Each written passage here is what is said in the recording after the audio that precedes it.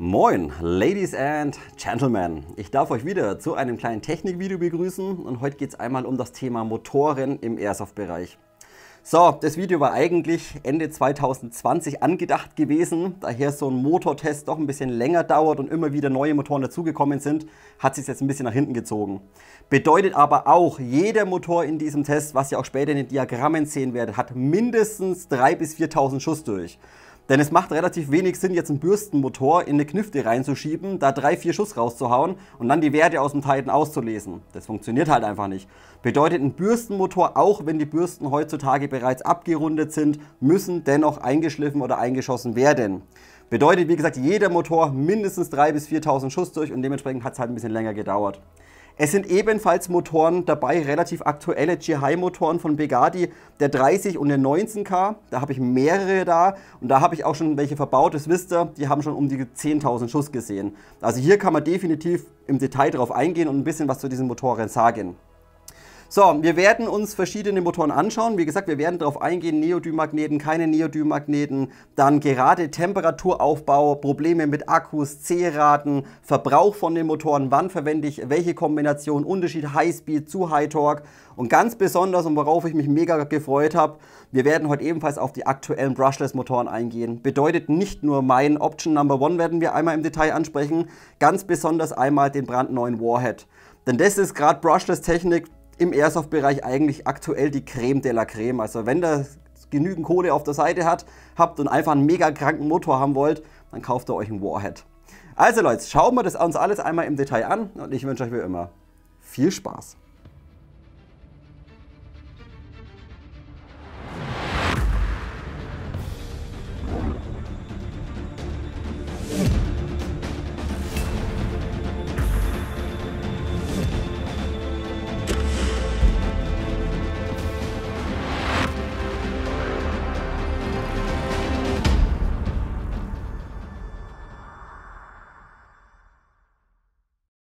Also Leute, heute ein kleines bisschen ein trockenes Thema und zwar einmal das Thema Motoren. Hier möchten wir natürlich später in den Diagrammen einige Motoren miteinander vergleichen. Wir werden uns die Diagramme in Ruhe alle anschauen und hier muss man aber zunächst mal ein bisschen Grundwissen verbreiten für Einsteiger.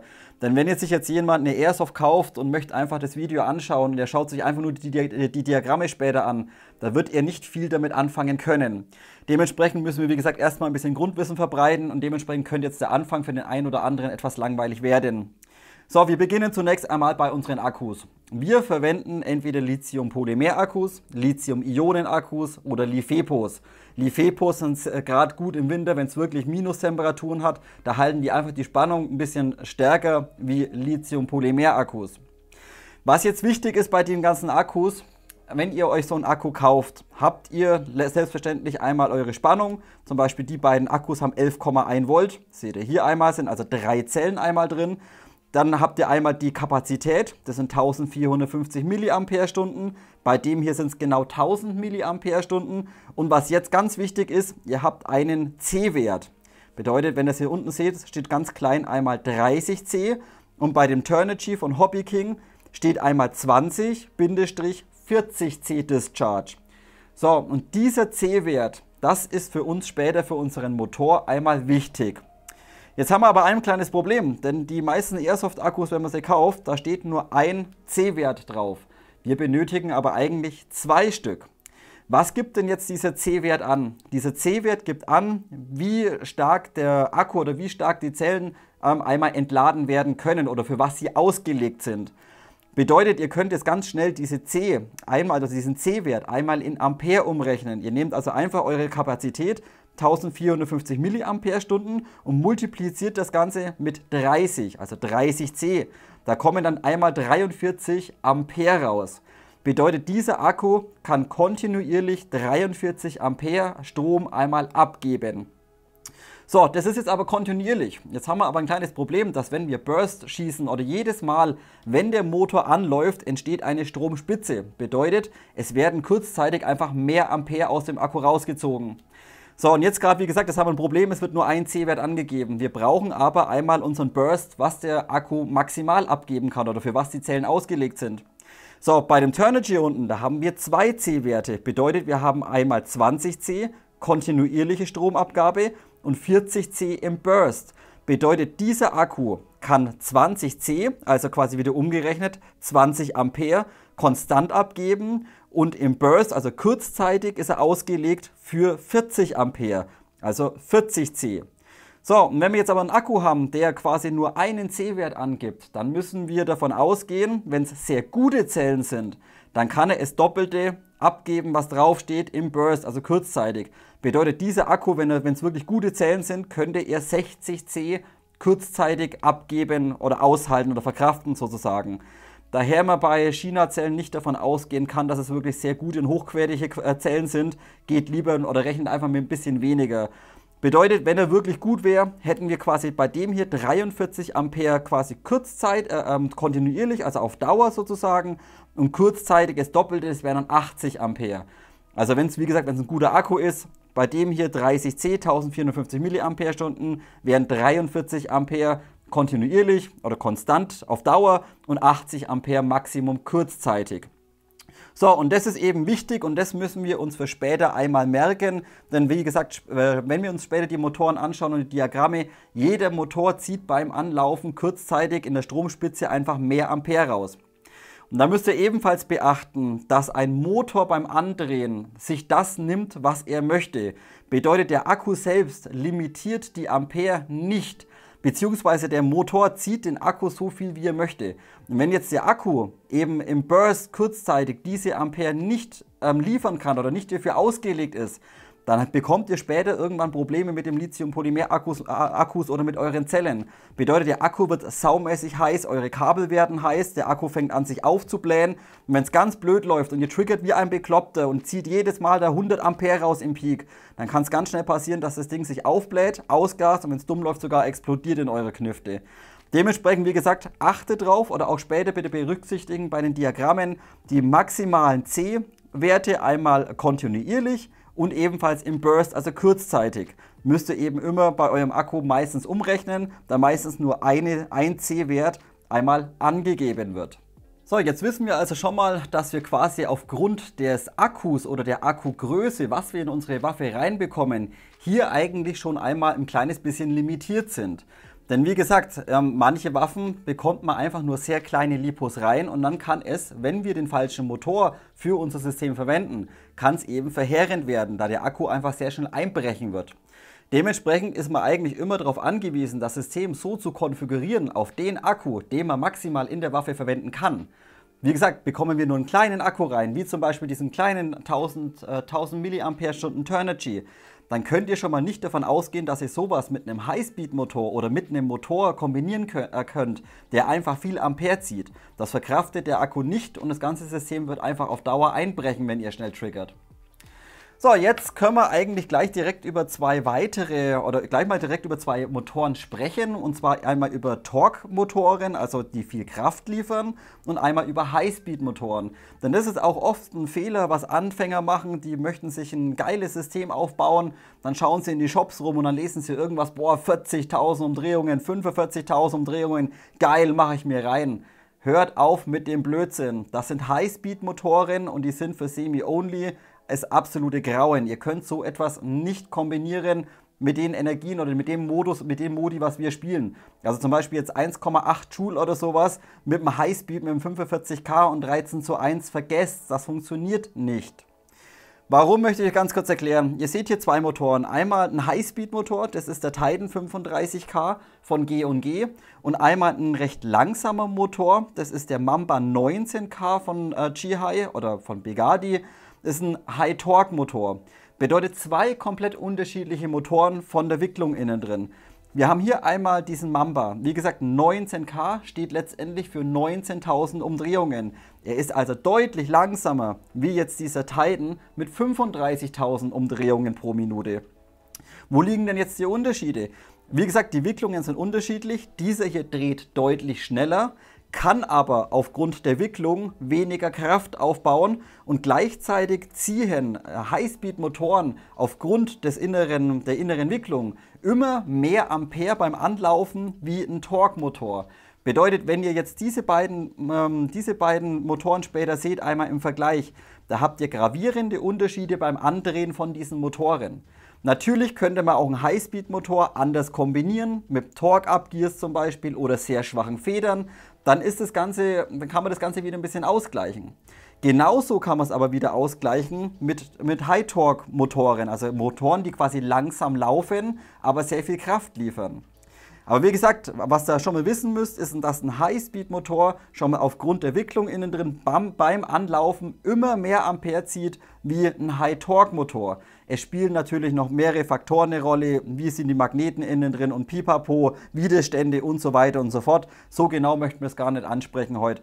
Aber wie gesagt, merkt euch einfach, dass ein High-Speed-Motor immer mehr Ampere zieht beim Andrehen wie ein High-Torque-Motor. So, wie gesagt, High Torque zieht deutlich weniger und sind auch deutlich effizienter wie ein High-Speed-Motor. Und dementsprechend, wenn ihr später die Diagramme seht, geht nicht immer davon aus, dass ihr unbedingt immer einen High-Speed-Motor braucht. Oder wie soll ich das sagen? Ihr könnt nicht jetzt darauf zurückgreifen, dass ihr sagt, ihr habt ein langsames Ansprechverhalten, ich mache mir einen 40 km/h-Motor rein. Das wird euch bei eurer Semi-Knifte nichts bringen. Denn wie gesagt, solche High-Speed-Motoren sind eher für sehr schwache Federn ausgelegt. Und eben auch, dass die Waffe mal Full Auto läuft und nicht wie in Deutschland immer nur Semi. Denn wir haben eben auch das Problem in Deutschland durch unser Semi-Only, dass wir jedes Mal, wenn wir eben einmal triggern, dass der Motor jedes Mal eine Stromspitze zieht. Also Stromspitze, Stromspitze, Stromspitze. Würden wir jetzt Burst oder Full Auto schießen, dann bekommen wir diese Stromspitze eben nur einmalig und dann läuft das System einfach so lang im Full Auto, bis wir einfach den Trigger wieder loslassen. Bedeutet, in anderen Ländern, wo einfach Full Auto erlaubt ist, die haben eben nicht das Problem, dass sie eben so stark auf die Amperewerte von den Motoren achten müssen, da sie eben Full Auto öfters mal spielen oder auch mal Burst und nicht jedes Mal eben nur Trigger, Trigger, Trigger, Trigger und jedes Mal Stromspitze, Stromspitze, Stromspitze, denn gerade das belastet einfach die Akkus und die Motoren extrem. So, wie gesagt, greift lieber solche Torque-Up-Motoren, sind einfach deutlich effizienter und ziehen einfach deutlich weniger Ampere, wie ihr später sehen werdet. Bedeutet auch bei solchen High-Torque-Motoren, die eben langsam sind, könnt ihr eben auch etwas kleinere Akkus problemlos verwenden. Und dann haben wir auch den nächsten Vorteil, weil wenn ihr jetzt sagt, gut, mir sind einfach die 19K, mir sind die zu langsam mit 18:1. Dann können wir aber immer noch hergehen, da wir einfach so viel Kraft haben in diesem Motor. Und dann können wir immer noch sagen, gut, wir nehmen eben diesen High-Torque-Motor mit den 19.000 Umdrehungen und dann kombinieren wir das Ganze einfach nicht mit einem 18:1 Gearset, sondern von mir aus mit 12:1 oder mit 13:1, damit wir einfach vom Ansprechverhalten oder vom Zyklus wieder etwas Geschwindigkeit rausholen quasi. Der Motor wird aber dennoch deutlich effizienter sein wie ein High-Speed-Motor. Also hier der Unterschied zwischen High-Speed und High-Torque-Motoren. Und jetzt schauen wir uns mal einen Unterschied noch an zwischen einem normalen Bürstenmotor und einem Brushless. Jetzt habe ich euch hier mal zwei Motoren hergelegt und an diesen möchte ich euch mit kurzen und einfachen Worten erklären, wo denn jetzt die Unterschiede liegen zwischen einem klassischen Bürstenmotor, den man eigentlich in jeder Knifte einmal drin verbaut hat, und wo die Vorteile oder wo einfach der technische Unterschied liegt, einmal zu diesen Brushless-Motoren. Warum später in den Diagrammen einfach diese Unterschiede, Verbrauch, Effizienz, Kraftaufbau, warum das einfach so ein krasser Unterschied ist. So, wie gesagt, ich werde euch das versuchen, so einfach wie möglich in meinen Worten zu erklären. Und auch ich muss sagen, ich bin kein Fachmann auf diesem Gebiet. Ich habe auch relativ viel gegoogelt. Der Bronco hat mir noch ein kleines bisschen was erzählt, was ich ansprechen soll. Dementsprechend, wie gesagt, sollten hier Fehler drin sein oder wollt ihr irgendwas korrigieren, dürft ihr liebend gern einmal das Kommentarfeld nutzen. So, zunächst aber mal, bevor wir uns so einen Aufbau anschauen von so einem Motor, ganz kurz noch ein Punkt zum Warhead, jetzt hier in der Nahaufnahme. Und zwar, wenn ihr euch meinen mal anschaut, seht ihr, dass ich die Kontakte hinten mit ein bisschen Heißkleber einmal gesichert habe oder ein bisschen unterstützt habe. Bedeutet, ich habe einfach hier hinten Heißkleber reingeballert und habe es dann, wo es trocken war, mit dem Skalpell wieder sauber einmal rausgekattet, damit diese Kontakte beim Warhead einfach ein bisschen schöner oder stabiler sind oder besser gestützt werden. Denn hier hatte meine Version ehrlich gesagt ein kleines Problem, denn durch das ganze rein und raus und testen und hin und her, das war nach 10 Mal oder sowas, verbiegen diese Kontakte beim Warhead sehr, sehr schnell. Also die sind vom Material deutlich weicher wie bei anderen Motoren. Dementsprechend hier, wie gesagt, einfach ein bisschen Heißkleber rein, trocknen lassen und dann mit dem Skalpell wieder einmal das weggeschnitten, das Material, was ich nicht benötige. Und dadurch wird jetzt einfach dieser Kontakt sauber und fest gehalten. Auch hier habe ich schon Kontakt aufgenommen mit dem Ben von Warhead. Der hat auch bestätigt, dass es am Anfang Probleme gab mit diesen Kontakten und öfters auch gern mal eine abgebrochen ist. Die aktuelle Lieferung ist aber hier bereits verbessert, denn hier werden die Kontakte nicht nur verlötet, sondern im unteren Bereich ebenfalls mit Epoxidharz einmal verstärkt sozusagen. Also das, was ich jetzt letztendlich mit ein bisschen Heißkleber gemacht habe, habt ihr bei der aktuellen Lieferung oder aktuellen Charge eben mit Epoxid im unteren Bereich einmal verstärkt sozusagen. Okay, so kommen wir zunächst einmal Aufbau, einmal Bürstenmotor. Wie gesagt, ich habe euch so einen ganz billigen Rumbel-Bumbel-Kack-Syma-Standardmotor einmal auseinandergenommen und an diesem möchte ich euch ganz kurz erklären, wie das Ganze einmal vonstatten geht oder wie diese Motoren aufgebaut sind und warum eigentlich Bürstenmotoren heutzutage, gerade diese ganzen High-Torques, diese hochgezüchteten mit Neodym-Magneten, eigentlich dennoch nicht so gut sind wie ein Brushless-Motor. So, wir schauen uns das Ganze mal an. Wir haben hier einmal unser stinknormales Motorgehäuse. Wenn wir da reinschauen, haben wir einmal unsere Magneten. Einmal hier oben einer drin, hier unten einer drin. Bedeutet, wir haben zwei Pole sozusagen. In diesem ganzen Gehäuse und in diesen Magneten, natürlich kontaktfrei, läuft einmal unsere Welle. In dieser Welle oder auf dieser Welle haben wir einmal unseren Anker sitzen. Da habt ihr dann einmal die Wicklung oder die Spule. Und im hinteren Bereich habt ihr einmal den Kollektor drauf. Hier muss man zunächst mal einen Punkt ansprechen. Wir haben hier von der Welle oder von der Masse relativ viel, also ja, wie soll ich sagen, wir haben eine relativ dicke Welle und das könnt ihr euch natürlich denken, um viel Masse anzutreiben oder in Rotation zu bringen, benötigt man schon mal mehr Strom oder mehr Stromstärke, wie wenn die Welle deutlich kleiner oder deutlich dünner wäre. Das ist schon mal der erste Nachteil bei einem Bürstenmotor. Wie gesagt, die Welle ist relativ fett, viel Masse drauf und muss eben zunächst einmal angedreht werden. Und je schwerer das Ding ist, desto mehr Strom braucht er logischerweise. So, der nächste Punkt sind einmal unsere Kohlen. Bedeutet, wir haben hier hinten im oberen Bereich auf dem Deckel drauf, habt ihr links und rechts jeweils so eine kleine Kohle drin oder eben eure Kohlen drin. Diese werden über die äußere Feder, über diese hier seht ihr einmal im demontierten Zustand, quasi so einmal drauf. Diese Kohlen werden kontinuierlich einmal gegen euren Kollektor im oberen Bereich dagegen gedrückt. Sozusagen über diese Federn. Haben wir wieder einen Nachteil, denn hier entsteht selbstverständlich einmal Reibung und dementsprechend auch Temperatur. So, der nächste Punkt ist, wie ich ganz am Anfang schon mal gesagt habe, diese Kohlen müsst ihr im besten Fall eigentlich immer erstmal einlaufen oder einschießen lassen. Bedeutet, wenn ihr einen ziemlich schlechten Motor habt, dann kann es passieren, dass diese Kohlen im vorderen Bereich nicht mal einen Radius haben, sondern einfach nur komplett gerade sind. Bedeutet, die liegen standardmäßig, wenn der Motor neu ist, liegen die noch gar nicht komplett einmal sauber am Kollektor an. Die müssen sich also erst einschleifen. Erst wenn dann die Kohle den exakten Radius vom Kollektor hat, erst dann ist der Motor quasi einmal eingelaufen oder eingeschossen im Airsoft-Bereich. Wie gesagt, hier reibt oder hier drückt es quasi immer diese Kohlen gegen den Kollektor und dementsprechend entsteht hier Reibung und es entsteht selbstverständlich auch Abrieb. Bedeutet, die Kohlen werden auf Dauer einfach immer kürzer, immer kürzer, immer kürzer. Und wenn sie zu kurz sind, zu arg abgenutzt, dann müsst ihr diese tauschen. Also hier nochmal ein Nachteil. Wie gesagt, natürlich Reibung aufgrund der Kohlen und Kohlen müssen eben irgendwann getauscht werden. Gerade diese ganzen aktuellen Motoren, diese ganzen Neodym-Motoren verbrauchen relativ viel Kohlen. Oder ihr müsst einfach davon ausgehen, dass ihr nach 2 Jahren oder je nachdem, wie viel ihr eben abgebt an Schüssen, dass ihr einfach irgendwann mal die Kohlen erneuern müsst. Da der Motor eben oder die Kohlen einfach zu kurz werden und dann nicht mehr sauber gegen den Kollektor gedrückt werden. Also hier, wie gesagt, gerade bei den aktuellen Motoren immer wieder mal kontrollieren, oder wenn ihr einfach merkt, dass der Motor einfach nicht mehr die Leistung bringt, einfach kontrollieren, ob die Kohlen eben die entsprechende Länge noch haben und über die Feder hier einmal im inneren Bereich gegen den Kollektor dagegen gedrückt werden. So, simpel ausgedrückt haben wir natürlich hier oben einmal unseren Stromanschluss. Bedeutet, der Strom muss zunächst mal hier durch, über die Kohlen zum Kollektor, dann zu der Wicklung und baut dann das Magnetfeld auf. So, jetzt habe ich euch schon gesagt, dementsprechend, wir haben mehrere Probleme. Einmal, der Widerstand ist deutlich höher wie bei einem Brushless-Motor. Widerstand ist auch gleich quasi Temperatur. Wir haben die Abnutzung von den Kohlen, wir haben die Reibung von den Kohlen und wir haben eben die doch höhere Masse an der Welle aufgrund des Ankers und der Wicklung wie bei einem Brushless-Motoren. Und das sind eben die Nachteile von einem Bürstenmotor. So, und jetzt versuche ich euch das Ganze bei einem Brushless auch noch ganz kurz zu erklären und den werde ich aber nicht auseinanderschrauben. Dafür ist mir der Motor mit 120 € einfach zu teuer. Auch kenne ich mich nicht da innen drin nicht aus von dem Platinenzeug, wie ist das Ding aufgebaut, wirklich nicht, dass ich irgendwas kaputt mache. Auch hier, wie gesagt, auch hier habe ich ein bisschen gegoogelt, auch hier hat mir der Bronco geholfen und dementsprechend sollten auch hier Fehler drin sein oder ihr irgendwas verbessern wollen, gerne Kommentarfeld nutzen. So, der erste Vorteil, oder fangen wir erstmal einfach an, so ein Brushless-Motor, denkt ihr euch, ja, warum gibt es denn da nicht mehr auf dem Airsoft-Markt?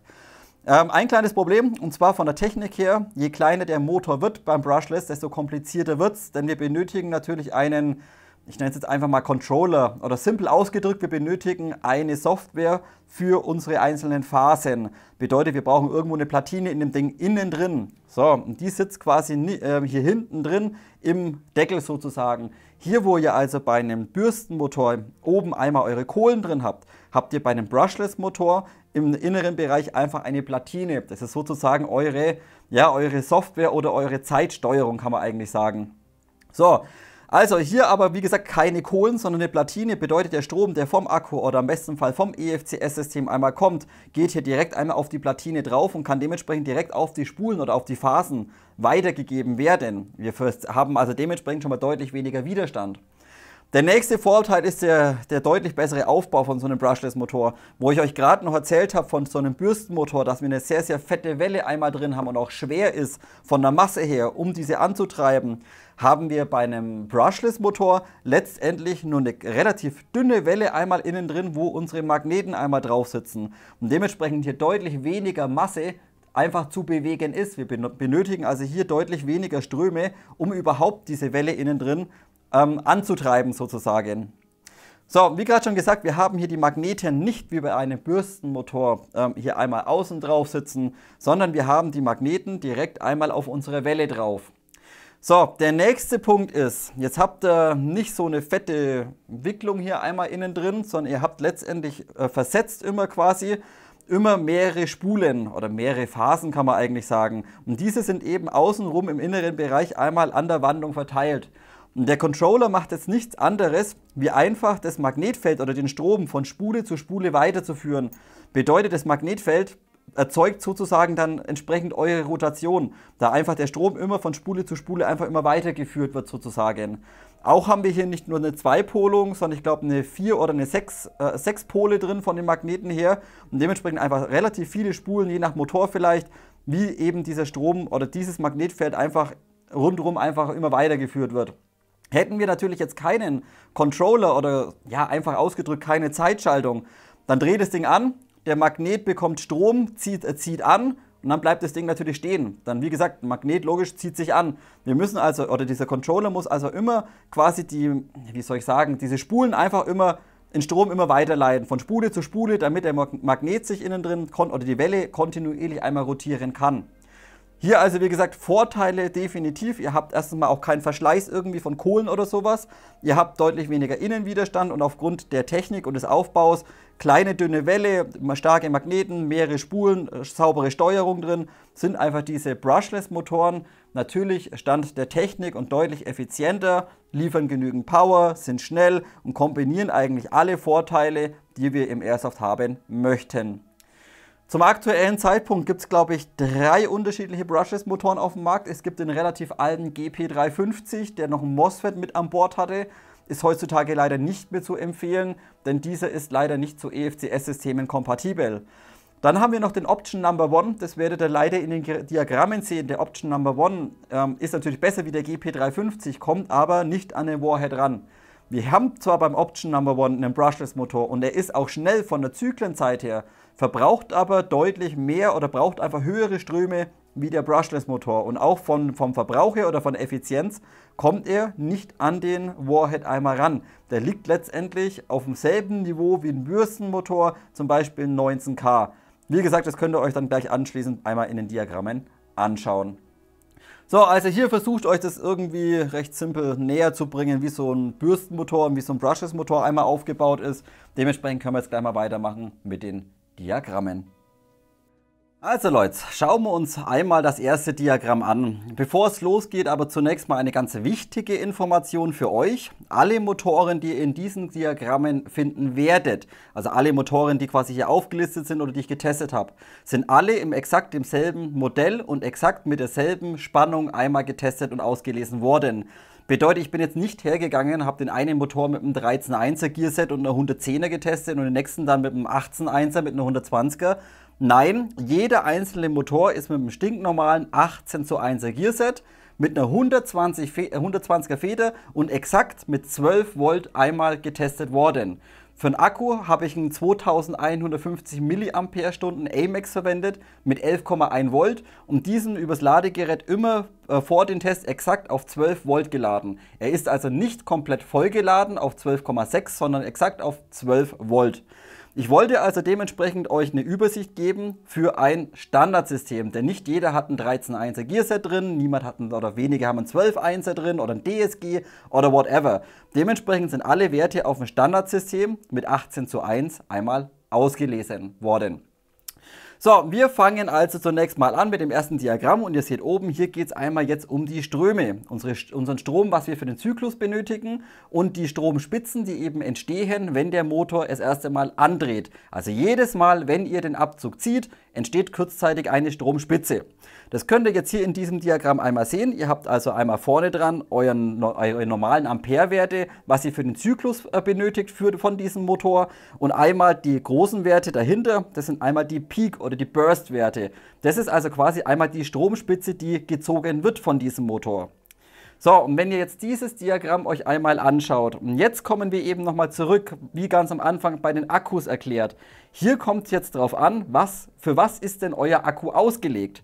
Wir hatten also einmal den 1450 mAh Akku 30C, wo wir gesagt haben, gut, es ist ein guter Akku, er kann 40 Ampere konstant abgeben und 80 Ampere einmal im Burst abgeben. Dafür sind die Zellen einfach ausgelegt. Wenn wir das jetzt mal mit unserem Diagramm einmal vergleichen, dann werden wir feststellen, dass dieser Akku gerade noch so im mittleren Bereich, zum Beispiel für den G&G, für den IFRIT 25K, wäre gerade noch so geeignet.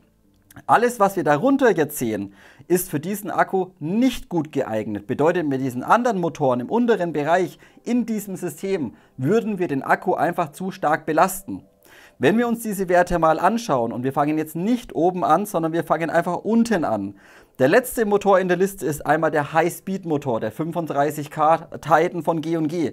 Hier habe ich euch vorhin schon gesagt, ein High-Speed-Motor benötigt beim Anlaufen immer mehr Ampere wie ein High-Torque-Motor. Und wenn ihr euch das jetzt mal anschaut, der Titan zieht in dieser Konfiguration mit dem 18:1er und einer M120, zieht er in der Stromspitze 107 Ampere. Unser Akku ist für 80 Ampere ausgelegt. Jetzt könnt ihr euch überlegen, was passieren würde. Richtig, ihr belastet den Akku, die Zellen einfach zu stark, das Ding wird sakrisch heiß und ihr macht einfach den Akku auf Dauer kaputt. Ihr werdet damit also keinen Spaß haben. Der zweitschlechteste Motor, und dieser wird sich leider durch den ganzen Test leider so durchziehen, ist der Standard ICS Turbo 3000 Motor. Das ist letztendlich ein stinknormaler Motor und selbst dieser liegt bei 101 Ampere im Peak oder im Burst. Und das ist einfach für einen stinknormalen Motor viel zu viel. Bedeutet, wenn jetzt ICS eine PDW-Knifte verkauft, wo nur ein 1000er Akku reinpasst, also 1000 mAh und ballert den Motor rein, dann habt ihr das gravierendste System, was es eigentlich gibt. Denn ihr bekommt gar keinen anständigen Akku für diesen Motor in das System rein. So, also die untersten beiden Motoren, wie gesagt, nicht relativ schlecht vergleichbar, denn wie gesagt, der Titan ist ein Highspeed, der Turbo ist letztlich ein Standardmotor. Wie gesagt, die Werte für ein Highspeed gehen in Ordnung, muss man eben damit klarkommen und dementsprechend das System darauf auslegen. Und der ICS, der Turbo, der ist halt einfach nur schlecht, muss man ganz ehrlich sagen. So, wir gehen aber jetzt mal ganz oben ans Diagramm und wenn ihr hier mal herschaut, das sind eben jetzt diese aktuellen, diese neuen Warhead Brushless Motoren. Das ist einmal die Standardversion und darunter auf Nummer 2 einmal die Highspeed Version. Und wenn ihr hier mal vergleicht, diese Brushless Motoren, wie gerade schon erklärt, brauchen beim Anlaufen deutlich weniger Ampere. Sie laufen also deutlich smoother an und belasten den Akku so gut wie gar nicht. Dementsprechend liegen wir jetzt hier bei dem Brushless Motor, bei der Standardversion, im Peak oder im Burst gerade mal bei 30 Ampere. Und das ist gar nichts. Für den restlichen Zyklus brauchen wir nur 18 Ampere.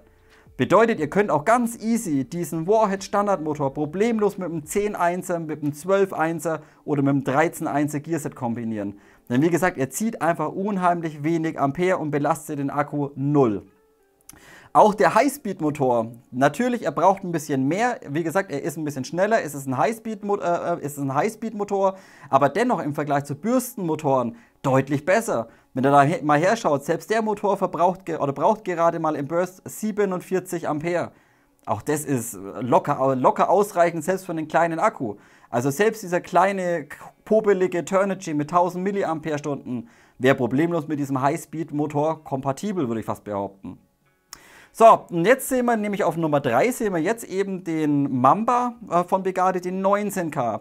Und hier sind wir wieder bei dem Thema Effizienz. Ja, der 19K ist ein sehr langsamer Motor mit 19.000 Umdrehungen. Es ist wie gesagt ein High-Torque-Motor.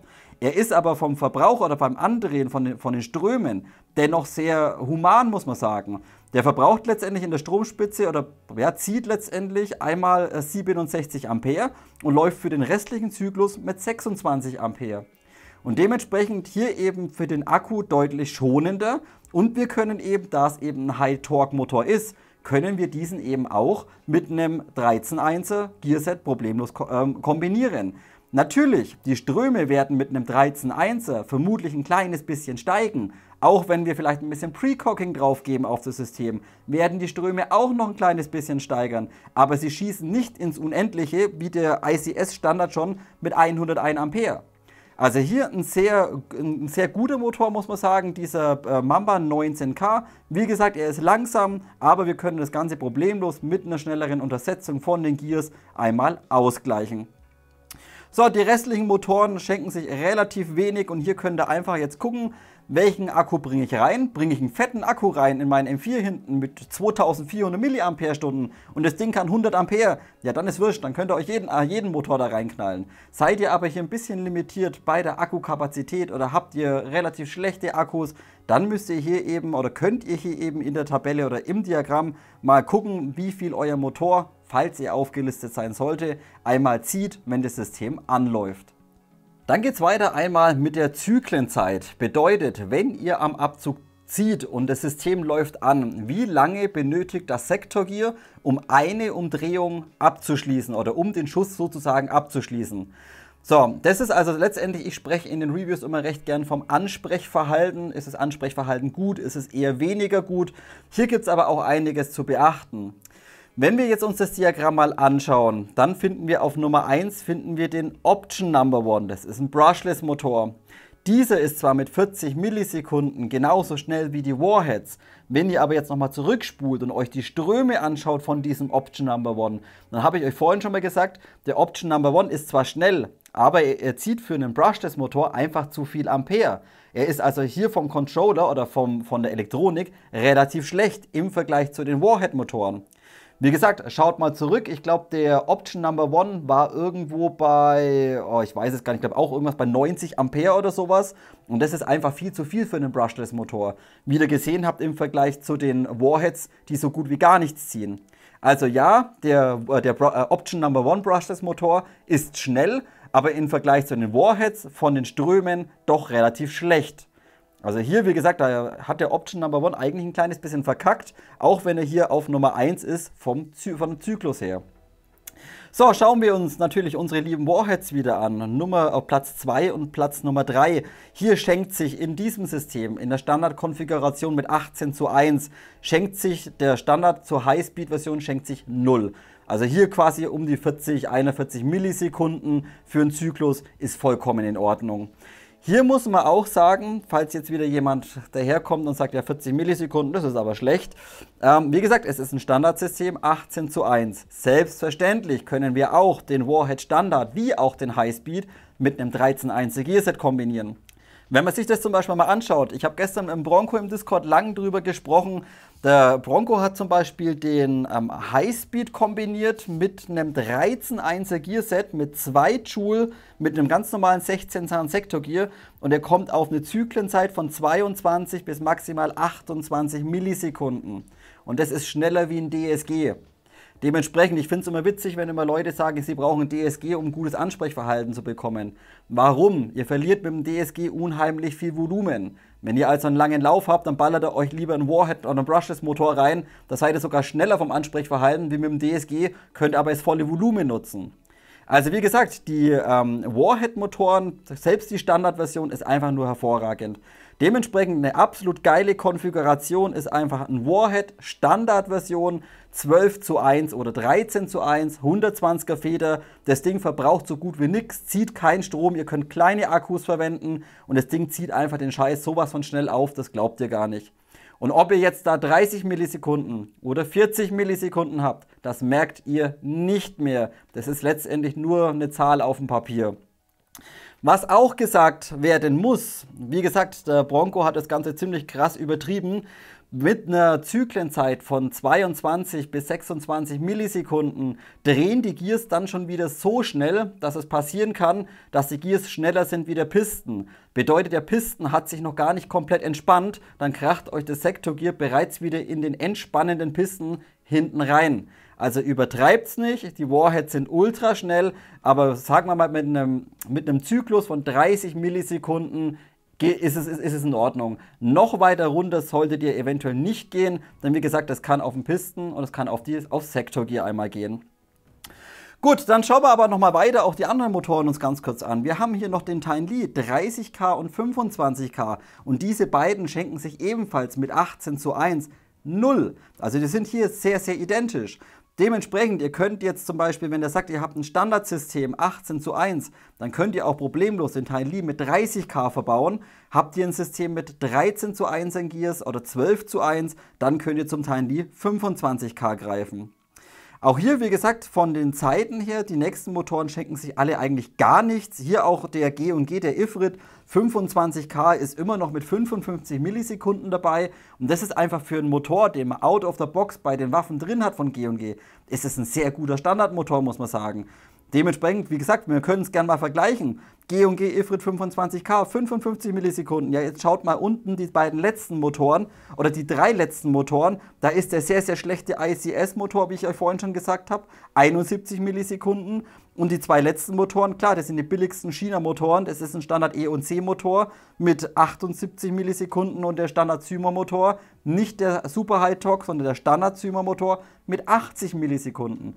Also auch hier gibt es eine deutliche Differenz. Also hier muss man auch sagen, dass der G&G, der Ifrit 25K, einer der besten Stockmotoren ist, der in der Knifte drin verbaut ist. Okay, so, also hier einmal die Zyklenzeit, wie gesagt, Standard 18:1. Hier müsst ihr natürlich auch schauen, wenn ihr das Ganze natürlich anders kombiniert mit einem 13:1er Gearset, dann geht natürlich bei jedem einzelnen Motor die Zyklenzeit weiter runter. Bedeutet, ihr bekommt dann nochmal so ungefähr 12 Millisekunden schneller hin. Die Ströme werden aber dementsprechend auch hochgehen. Ist auch immer zu beachten. So, und jetzt kommen wir zum nächsten sehr interessanten Diagramm und das ist einmal die Motortemperatur. Hier zunächst einmal ganz kurz die Motortemperatur, denn immer wieder wird geklagt, die Motoren, die werden so heiß, im Winter Handwärme, Pistolengriff ist kurz vorm Schmelzen auf gut Deutsch. Hier mal ganz kurz ein Vergleich von der Motortemperatur nach 150 Schuss. Bedeutet, ich habe jeden Motor verbaut, ich habe jeden Motor sauber zum Bevel Gear einmal eingestellt, damit also nicht zu viel Temperatur entwickelt wird aufgrund einer falschen Motoreinstellung, sondern ich habe das Pinion Gear immer sauber zum Bevel Gear einmal justiert, habe dann den Motor erstmal ganz gemütlich ein bisschen warm geschossen und dann habe ich einfach quasi das Titan resettet in Counter auf 0 BBs und dann habe ich einfach mal 150 Schuss lang eine relativ schnelle Situation auf dem Spielfeld versucht zu simulieren. Bedeutet, würdet ihr jetzt auf dem Spielfeld vorrushen, hier mal 5 Schuss, dann wieder kurze Pause, dann hier wieder 3 Schuss. Und das habe ich eben so lang gemacht, bis ich 150 Schuss raus hatte. Danach habe ich den Motor umgehend ausgebaut und habe einmal die Temperatur direkt am Motor über einen Temperaturfühler einmal ausgelesen. Bedeutet, ich habe mir extra so ein Temperatursensor-Ding da gekauft, habe es geguckt und ich habe hier nicht den Pistolengriff gemessen und ich habe auch nicht das Motorengehäuse gemessen, sondern ich habe direkt hinten quasi am Kollektor, kann man eigentlich fast sagen, die Temperatur abgenommen, hier wo der Motor einfach am heißesten wird, wo die meiste Reibung entsteht oder wo die meiste Temperatur entsteht. So, und jetzt könnt ihr euch das mal anschauen. Die einzelnen Motoren nach 150 Schuss. Wir fangen oben an. Warhead. Scheißegal, interessiert nicht. Ballert 1000 Schuss durch, ist das Ding immer noch 31 Grad warm, denn die Brushless-Motoren bauen einfach keine Temperatur auf.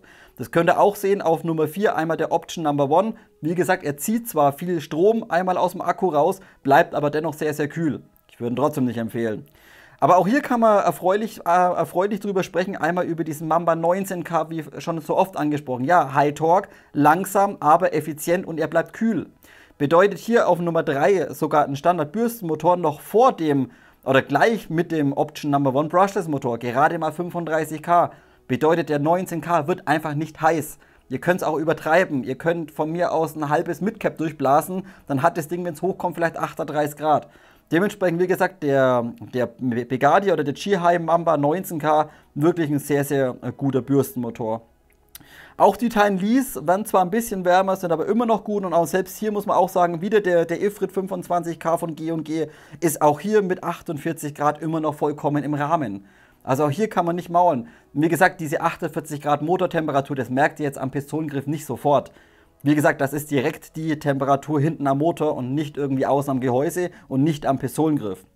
Also auch hier, wie gesagt, G&G Ifrit immer noch hervorragend. Der nächste wäre dann der Mamba 30K im Mittelfeld, auch 48 Grad. Der wird dann schon ein kleines bisschen wärmer. Der zieht aber, wie ihr vorhin schon gesehen habt, auch deutlich mehr Ampere. Und das Schlusslicht bildet einmal leider der Crytek 30K. Da habt ihr auch vielleicht bei den Strömen schon gesehen und beim Ansprechverhalten oder bei dem Zyklenzeit ist auch nicht wirklich ein guter Motor, der 30K von Crytek. Und ganz unten mein Lieblingsmotor, der beknackte ICS 3000 mit knapp 70 Grad. Das Ding wird brutal heiß. So, und ebenfalls war dieser ICS Turbo 3000, der Titan war auch nicht so gut, war aber vom System her abhängig, aber der Turbo 3000 von ICS hat den 2150 mAh 11,1 Volt komplett in die Knie gezogen.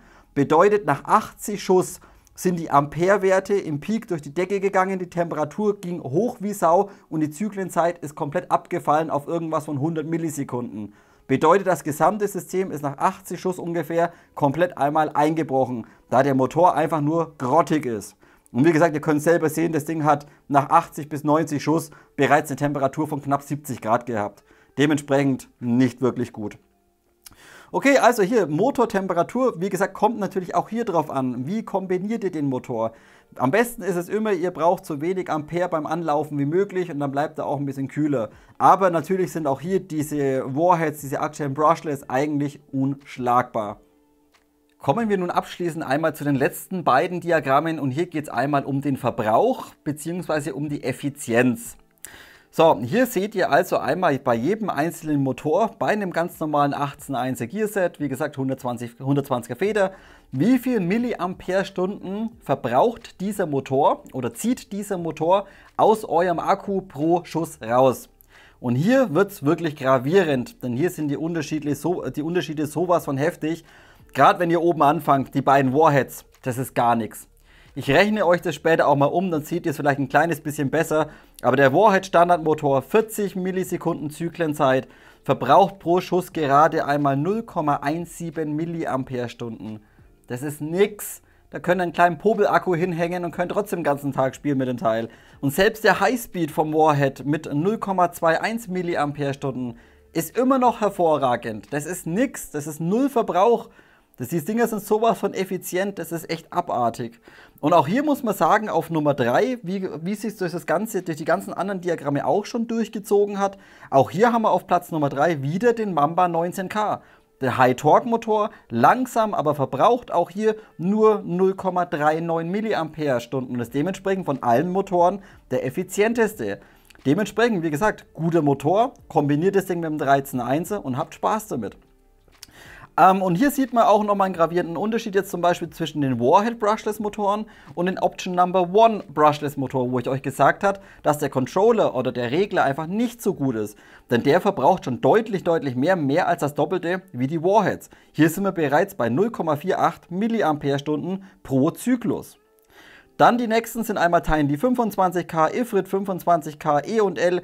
Die sind relativ gleich auf und auch hier muss man ganz ehrlich sagen, ist auch der Ifrit 25K für einen Bürstenmotor, für das, was er leistet, für die Ströme, was er zieht, für die Temperatur, die er aufbaut, immer noch wirklich ein sehr, sehr guter Motor. 0,62 mAh für einen Zyklus, wie gesagt, für den Motor vollkommen in Ordnung.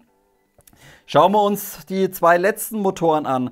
Hier muss man wieder sagen, kann man schlecht vergleichen. Wie gesagt, den G&G, den Titan 35K, würde ich eher ein kleines bisschen ausklammern, da er einfach für das 18.1er Gearset mit der 120er Feder nicht geeignet ist. Wie gesagt, dementsprechend zieht er noch viel Strom raus, er hat ist relativ ineffizient. Dementsprechend, wie gesagt, klammert vielleicht hier den Titan 35K mal raus, da es eben ein High-Speed-Motor ist. Aber wir schauen uns den vorletzten an. Hey, unser Lieblingsfreund, der Turbo 3000 von ICS. 1,10 mAh pro Schusszyklus. Das könnt ihr euch ausrechnen, wie viel das bei eurem Akku ist. Können wir uns natürlich auch anschauen. Ein letztes Diagramm. Hier habe ich letztendlich nur für euch einmal das gerade schon gesehene, den Schusszyklus umgerechnet auf eine Akkukapazität von 1000 mAh. Also wir gehen davon aus, dass wir einen Akku drin haben, einen sehr kleinen, vielleicht mit 1100 mAh.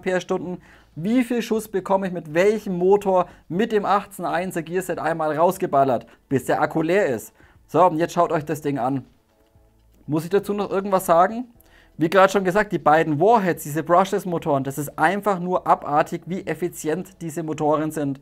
Mit einem 1000 mAh oder 1100 mAh Akku würdet ihr in dem System fast 6000 Schuss rausbekommen. Mit 1000 mAh. Wenn ihr dann einen 2100 oder 2400er Akku reinballert, bekommt ihr knapp über 10.000 Schuss raus und ihr könnt die ganze Woche mit dem Ding spielen. Also das ist wirklich sehr, sehr beeindruckend, muss ich sagen, und ja, das ist echt einfach nur heftig. So, nächsten Werte natürlich, wie gesagt, nur umgerechnet. Auch hier der Mamba 19K, der Mamba mit 2500 Schuss, immer noch sehr, sehr gut. Auch der Ifrit 1600 Schuss bricht schon ein kleines bisschen ein, muss man sagen. Aber dann die unteren Motoren geht halt gar nicht und deckt sich natürlich auch mit den Amperewerten, was sie brauchen, mit den Zyklenzeit, was sie haben. Dementsprechend schlechteste Motoren eigentlich, der Lonix A1, 1000 Schuss, ziemlich ineffizient. Der Turbo natürlich von ICS, bloß 900 Schuss, bis der Akku leer wäre. Und wie gesagt, den Titan, den würde ich definitiv mal ausklammern von G&G, da er einfach für das System nicht geeignet ist. So, hier könnt ihr es euch anschauen, falls ihr so einen Motor drin habt, mit einem Standard 18:1er Gearset, wie viel Schuss ihr einmal mit eurem Akku rausbekommt. Wie gesagt, diese Werte sind jetzt mit 1000 mAh. Habt ihr einen 2000 mAh Akku, könnt ihr das Ganze einfach mit das Doppelte nehmen auf gut Deutsch. So Leute, das soll es mit den Diagrammen gewesen sein. Wie gesagt, ich versuche immer, wenn ich irgendwie mal einen neuen Motor herbekomme oder einen anderen, versuche ich das Ganze immer kontinuierlich ein bisschen zu ergänzen. Und dann schauen wir mal, dass wir vielleicht so in einem halben Jahr einfach eine zweite Version von diesem Video machen und einfach die aktuelle Liste nochmal präsentieren. Oder wenn ich zu faul bin zum Filmen, dann verlinke ich euch einfach die Liste irgendwo bei Patreon oder im Community-Tab, einmal hier auf YouTube. Gut Leute, dann würde ich sagen, stelle ich die Kamera wieder vor den Tisch und wir machen abschließend so eine kleine Zusammenfassung. Gut Leute, das soll es für heute schon wieder einmal gewesen sein. Machen wir abschließend nochmal so eine kleine Zusammenfassung zu den einzelnen Motoren, gerade für die Leute, die immer nur ans Ende hin zappen oder das Video einfach nur durchzappen. So, sprechen wir nochmal kurz drüber. Zunächst mal der eine Punkt, wollt ihr für euer System einen neuen Motor kaufen und müsst ihr nicht unbedingt aufs Geld achten, dann ballert ihr euch definitiv einmal so einen Warhead rein. Ob ihr jetzt die Standardversion oder die High-Speed-Version nehmt, da würde ich sagen, für alles, was Semi-Only ist und ihr nicht eine hohe ROV oder eine hohe Kadenz fürs Ausland braucht, greift ihr zum Standardmotor und den könnt ihr immer noch kombinieren mit einem 10.1er, mit einem 12.1er oder mit einem 13.1er Gearset, um einfach die Geschwindigkeit hochzuhalten. Dementsprechend hier Standardversion, wenn ihr eine etwas höhere Kadenz haben wollt, dann greift ihr halt zur Highspeed-Version. Die beiden Standard und Highspeed schenken sich aber relativ wenig von den Werten her, habt ihr in den Diagrammen gesehen. Hier muss man ganz klar sagen, dieser Warhead oder diese Warhead-Motoren, diese Brushless-Motoren sind aktuell das Nonplusultra auf dem Airsoft-Markt. Ihr habt gesehen, die Dinge sind unheimlich effizient. Ihr bekommt es 3- bis 4-fache an Schuss raus aus eurem Akku im Vergleich zu allen Bürstenmotoren. Die Motoren bleiben kühl, auch wenn ihr triggert wie ein Bekloppter. Das Ding wird 31, 32 Grad warm, das heißt, es interessiert es null. Und ihr belastet eben aufgrund der geringen Ströme auch euren Akku nicht. Hier also wirklich das Nonplusultra und das nächste, was eben geil ist, auch dieser Brushless-Motor kommt problemlos mit allen EFCS-Systemen einmal zurecht. Heißt, ihr habt einen Titan drin, ihr habt einen Aster drin, ihr habt einen Leviathan drin, ihr habt einen Peron Hybrid drin oder whatever, ihr habt einen Core drin, ihr habt eine ASCU drin, scheißegal, mit AB, ohne AB. Dieser Warhead kommt mit allen EFCS-Systemen, was ich da habe, problemlos zurecht. Dementsprechend, wie gesagt, 120 € teuer. Aber wer einfach das Nonplusultra haben möchte zum aktuellen Zeitpunkt dieses Videos, das ist einfach mega das Teil. Wie gesagt, hervorragend, ich bin sehr begeistert und auch ich werde mir nochmal 4 Stück von den Dingern kaufen. Echt richtig geiles Zeug. So, dann lasst uns über den nächsten Brushless-Motor nochmal sprechen. Das ist der Option Number One. Den habe ich mir schon vor längerem mal gekauft bei PoAir. Hier muss man sagen, er kommt zwar von der Zyklenzeit oder von der Geschwindigkeit, kann er problemlos mit dem Warhead mithalten. Auch hier sind wir bei einem stinknormalen Gearset von 18:1 bei 40 Millisekunden Zyklenzeit. Das ist in Ordnung. Aber der Option Number One hat Probleme mit dem Controller. Bedeutet, erstmal kann er rumspacken mit verschiedenen EFCS-Systemen. Und was ihr ebenfalls gesehen habt, ja, er kann zwar mithalten, aber er zieht für einen Brushless-Motor einfach zu viel Ampere. Bedeutet auch der Option Number One, auch wenn es ein Brushless-Motor ist, belastet einfach euren Akku sehr, sehr stark. Denn auch hier, wie gesagt, nicht wirklich ein großer Unterschied vom Option Number One zu einem Bürstenmotor. Wie gesagt, hier sehr, sehr hohe Ströme und da haben sie leider ein kleines bisschen verkackt. Daher der Option Number One ebenfalls schweineteuer ist, kostet genauso viel wie ein Warhead, könnt ihr eigentlich den Option Number One aus eurem Kopf streichen. Der bringt es nicht, da kauft euch direkt einmal einen Warhead. So, nicht jeder hat selbstverständlich das nötige Kleingeld, um sich jetzt einen Kackmotor für 120 € reinzuballern. Selbstverständlich. Dementsprechend gehen wir auch nochmal kurz auf die Bürstenmotoren ein, die natürlich deutlich günstiger sind. Mal so im Vergleich, gut, der Ifrit ist ein bisschen teurer, glaube ich, so um die 40, 45 €. Die Mambas liegen auch alle in diesem Bereich bei Bugatti, 40, 45 €. Nur der Crytek, der leider sehr schlecht abgeschlossen hat, liegt hier, glaube ich, bei 80 bis 90 €. Und das ist für den Motor leider deutlich zu viel. So, habt ihr jetzt eine Knifte, kauft ihr euch jetzt eine G&G. Die haben die etwas besseren Modelle, die hochwertigen Modelle von G&G, GC-Serie, TR-Serie. Die haben alle bereits den G&G, den Ifrit 25K drin. Und das ist out of the box von dem Hersteller einer der besten Motoren. Bedeutet, ja, er zieht auch relativ hohe Ströme, aber das kann man alles ein kleines bisschen kompensieren. Und für das, was wir in Deutschland spielen, 1,4 bis, sage ich mal, maximal 2 Joule mit 18:1 Gearset, da ist der Motor dennoch sehr, sehr gut, muss man sagen. Dementsprechend habt ihr so einen drin und ihr übertreibt es nicht, lasst ihn drin, hervorragend. So, dann lasst uns mal noch im Detail einmal über die Mamba GHI-Motoren sprechen oder Bugatti-Motoren. Da habe ich ja mehrere von den 30K und noch mehrere von den 19K-Motoren da. Hier muss man sagen, der 30K-Motor, ja, das geht schon eher Richtung Highspeed, bedeutet, er ist ein bisschen schneller, verbraucht aber dementsprechend auch relativ viel Milliampere-Stunden und auch zieht auch dementsprechend relativ viel Ampere aus dem Akku raus. Bedeutet, habt ihr jetzt eine Knifte mit diesem 30K, die sind ja mittlerweile bei den, wo sind die überall verbaut? E und C und JG sind die standardmäßig, glaube ich, jetzt bereits drin, diese 30K. Habt ihr so eine Knifte, dann schaut ihr definitiv, dass ihr eben das Maximale, was ihr an Akku reinbekommt, auch wirklich reinballert.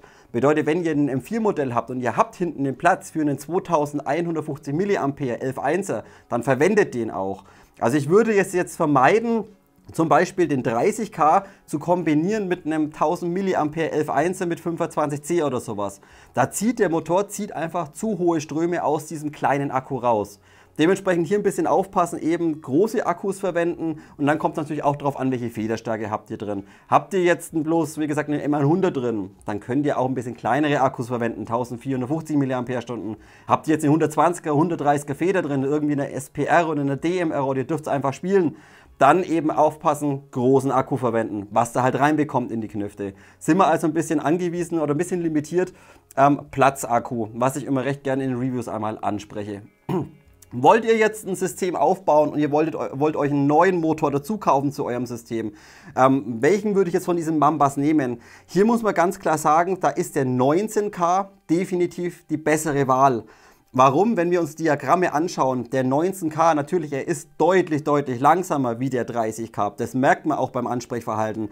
Er ist aber um einiges effizienter, er zieht deutlich weniger Ampere dementsprechend raus und bleibt auch deutlich kühler.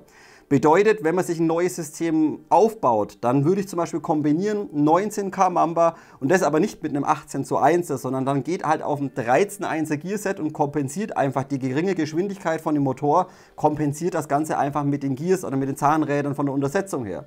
Also wie gesagt, 19K Motor kombinieren 12:1 oder 13:1er Gearset und dann könnt ihr auch problemlos, sage ich mal, eine 120er, 130er Feder aufziehen. Und der belastet eben auch kleinere Lipos nicht so stark. So, Motoren, die leider sehr schlecht waren, die muss man ganz ehrlich sagen, wie vorhin gerade schon angesprochen, der Crytek wird unheimlich heiß, zieht unheimlich viel Ampere raus und ist für einen Standardmotor heutzutage leider, ja, gerade was das Ding als Ersatzteil kostet, leider sehr schlecht, muss man sagen. Und der schlechteste Motor in dem ganzen Test ist leider der Standard ICS-Motor, der verbaut ist, der Turbo 3000. Er wird brutal heiß, richtig heiß wird das Ding, ich glaube 68, 70 Grad nach 150 Schuss. Er verbraucht unheimlich viel Milliampere-Stunden pro Schusszyklus, also er ist ineffizient, er wird sau heiß. Das ist einfach der schlechteste Motor, den ich da hatte in dem Test. Ebenfalls, was mir auch aufgefallen ist bei dem ICS-Motor, wie auch bei dem G&G 35K, gut, kann man schlecht vergleichen, da der 35K eigentlich ein Highspeed-Motor ist. Aber was mir einfach aufgefallen ist bei diesen beiden Motoren, das sind die einzigen beiden Motoren, die im Test eingebrochen sind.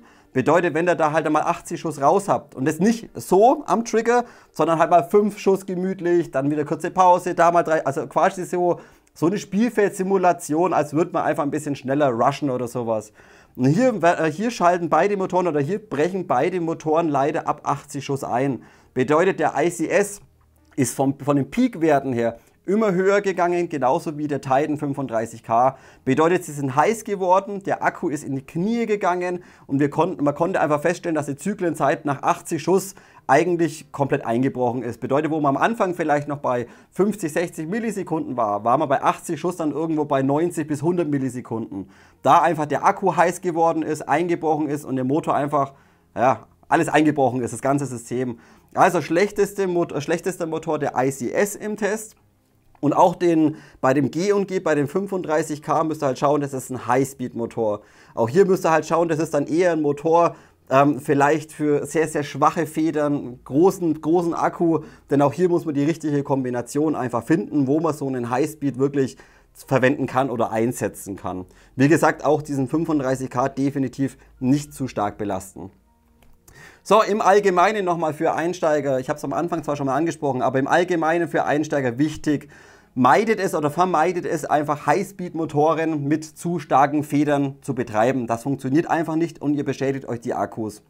Dementsprechend eher auf eine Kombination gehen aus einem High-Torque-Motor und wenn euch das Ansprechverhalten zu langsam ist, dann kompensiert das einfach mit den Gears. Denn wie gesagt, die Highspeed-Motoren, die sind einfach ineffizient, sie werden heiß, sie belasten die Akkus. So, und dementsprechend hoffe ich jetzt, dass ich alles in diesem Video, was relevant ist zu Motoren, einmal angesprochen habe. Habt ihr irgendwas, wie gesagt, ich bin kein Elektriker, ich bin kein Mechatroniker, ich habe da nichts gelernt oder sowas.